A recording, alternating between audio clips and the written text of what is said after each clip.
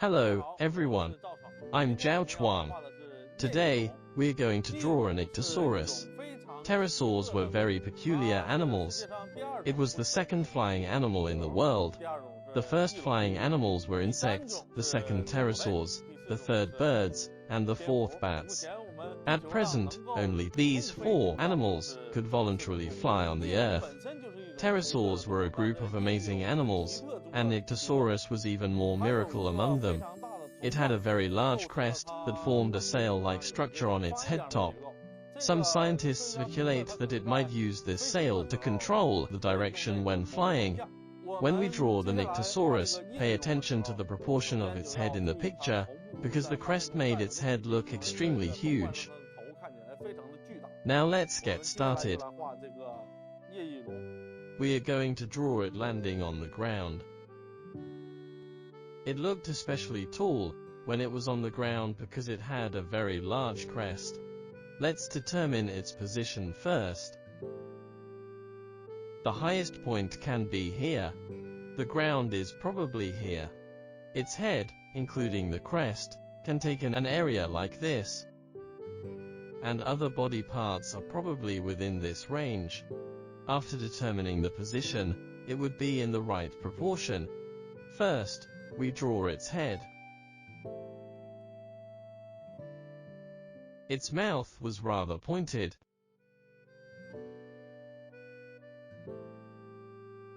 Some Nyctosaurus specimens show that it had a long lower jaw.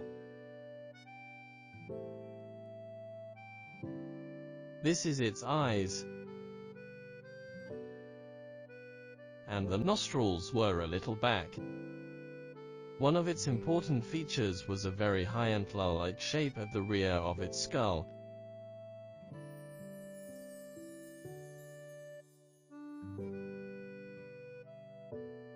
We can draw the dorsal side as a dashed line because there was a skin membrane at this position. Here, we draw a forked structure.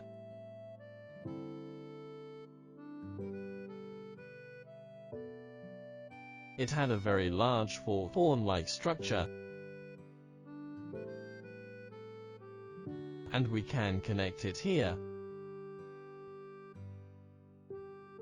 This is the shape of its crest, with a layer of membrane.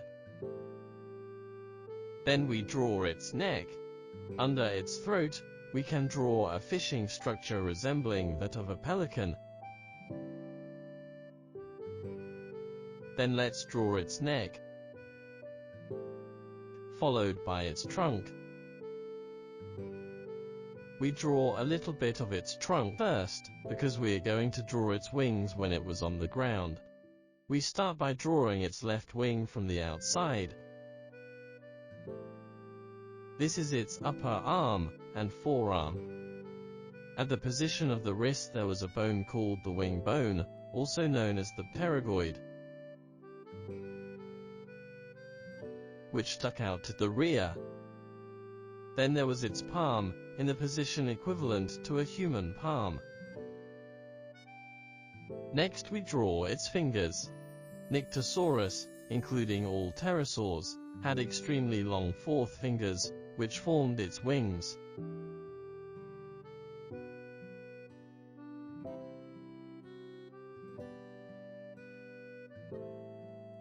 Nyctosaurus' fourth finger had 3 phalanges, while many other pterosaurs generally had 4.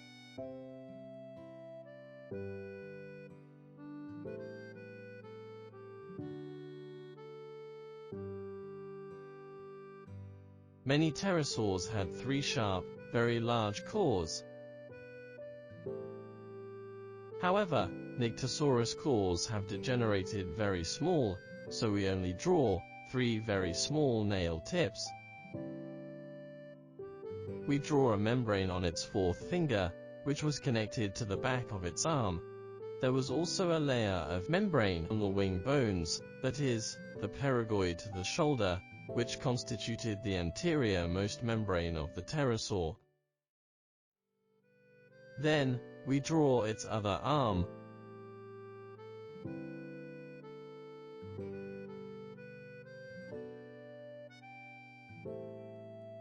palm, and fingers.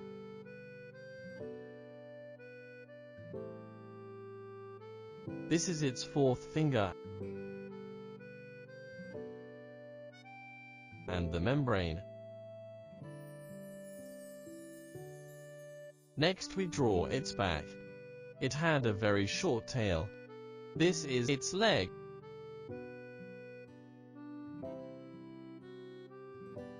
Then the other leg.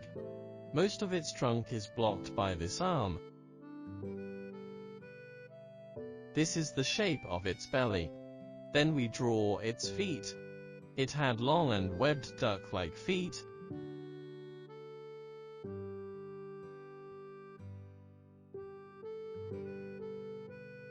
Then we draw the ears.